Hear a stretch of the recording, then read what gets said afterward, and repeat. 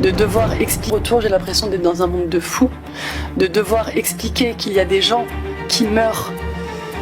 En 2024, il y a des réseaux sociaux, il y a des médias, et de devoir dire qu'il y a des enfants. Oui, man, t'es sûr que tu as vu des enfants mourir? Oui.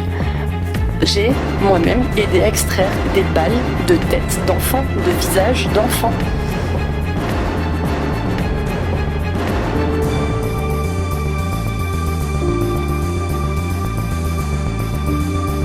J'en appelle à vous tous, à tous ceux qui peuvent faire quelque chose. Il faut arrêter ça. Il faut arrêter ça. Parce que c'est déjà trop tard. Même en arrêtant aujourd'hui, là, c'est déjà trop tard.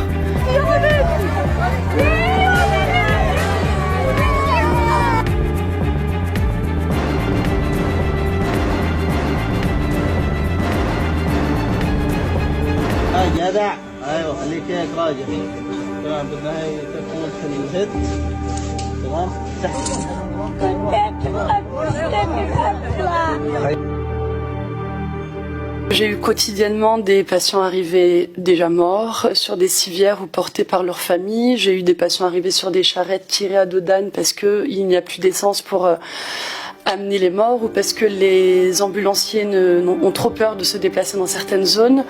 J'ai déjà eu un âne arrivé qui est mort devant les urgences parce qu'on lui a tiré dessus sur le trajet. Et donc les patients qui arrivent déjà morts, on en a tous les jours. C'est-à-dire que les familles vous amènent leurs proches décédés. Je parle également d'enfants, mais ils n'y croient pas, donc ils vous l'amènent quand même. Il est souvent décédé dans la nuit, il ne nous l'amène pas dans la minute. Et il est déjà froid, c'est déjà un cadavre, pas d'autre terme. Il faut dire les choses comme je les ai ressenties. Et on vous regarde. Et comme vous êtes la seule étrangère du service, on estime que vous avez peut-être des compétences à pouvoir réanimer meilleures que celles de leurs médecins locaux. Et non, vous annoncez qu'il est mort et qu'on ne va rien faire. Donc ils repartent avec en hurlant, mais toujours en vous respectant.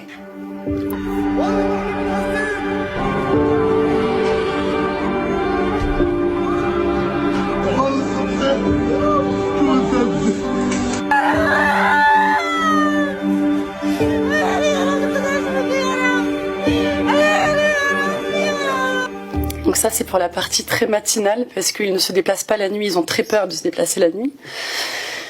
Et ensuite la journée donc commençait à peu près au lever du soleil et elle était très intense puisqu'on essayait de travailler avec en soignant les enfants.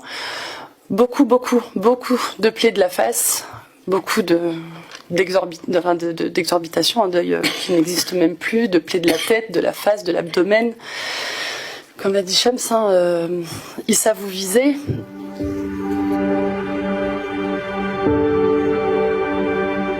Je voudrais quand même signaler que cette guerre contre les civils n'est pas par hasard et c'est une volonté préméditée d'attaquer les civils.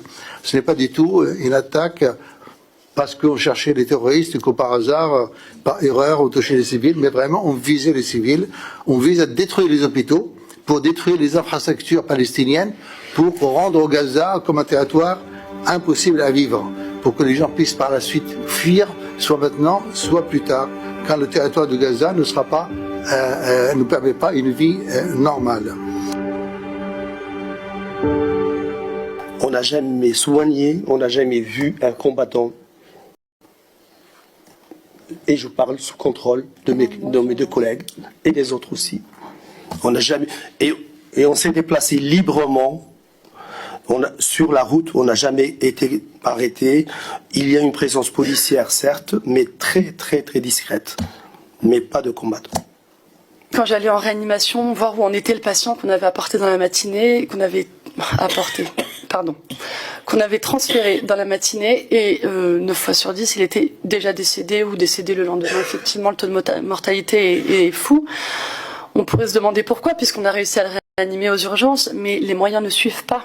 On a visité les centres de soins au plus près des camps de réfugiés. Donc on a vu la boue, on a vu la douleur, on a vu les souffrances. Et oui, avec des moyens qui sont quasi inexistants. Ils n'ont même pas de quoi ausculter une oreille, même pas d'autoscope. Ils n'ont pas d'extro, ils n'ont pas de rien. Ils essayent de faire du mieux qu'ils peuvent. Ils ont une humanité et une dignité que je n'ai jamais rencontrée auparavant. Et je veux les saluer pour ça. Voilà, donc ça c'était un peu pour la partie médicale. Ensuite pour la partie plus humaine, l'hôpital est un lieu de vie avec beaucoup d'enfants qui n'ont plus de jeu du tout. Si c'était à refaire, je n'emmènerais pas de matériel médical puisque l'impact a été beaucoup trop faible dans mes petites valises. J'amènerais du chocolat, du café, beaucoup plus de bonbons que les 4 kilos que j'ai emmenés. Et j'apporterai du sourire plus que du soin finalement en tant que tel, puisque au final, à quoi ça sert? Ils sont tous amputés, ils finissent infectés, ils meurent. Donc autant apporter un peu de bonheur. C'était un moment